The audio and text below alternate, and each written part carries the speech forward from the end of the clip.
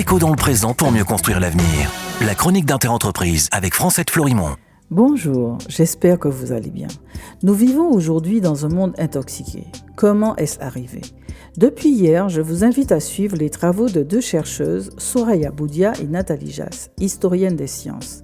Elles commencent leurs propos en décrivant l'effroi vécu par un journaliste de la BBC qui découvre en 2015, c'est-à-dire hier, en Mongolie intérieure en Chine, une ville et son environnement complètement détruits par la nécessité d'extraire, avec des méthodes et substances de plus en plus toxiques, ces métaux indispensables aux biens de consommation des pays dits occidentaux. Vous savez, nos portables, nos téléviseurs, nos voitures, etc. C'est l'enfer sur Terre, rapporte ce journaliste, qui a voulu remonter les chaînes mondiales d'approvisionnement voilà moins de 8 ans. Je cite.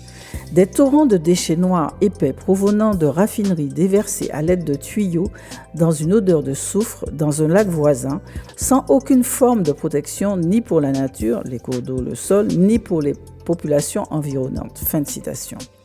Pour ces historiennes, cette pollution particulière, majeure, fait partie d'une longue liste des atteintes à l'environnement et aux populations dans le monde, liste dans laquelle figure en bonne place la pollution de la Martinique et de la Guadeloupe au chlordécone.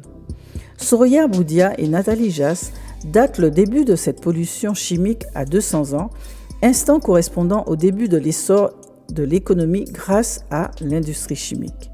La situation de contamination a atteint un tel niveau aujourd'hui qu'il est désormais acquis que les humains ont dans leur corps des métaux lourds, des pesticides, du PCB, du plastique, etc., alors qu'ils ne sont pas nés avec ces substances. Et surtout, l'enjeu, selon mesdames Boudia et Jass, n'est plus seulement de gérer la contamination, c'est-à-dire la présence de substances chimiques dangereuses dans l'environnement, et dans le corps des humains, mais de faire face aux effets toxiques systémiques multiples et potentiellement irréversibles de ces contaminations qui tuent. Un problème qui a longtemps été minimisé, voire caché. On voit demain pourquoi. Prenez soin de vous. Déco dans le présent pour mieux construire l'avenir.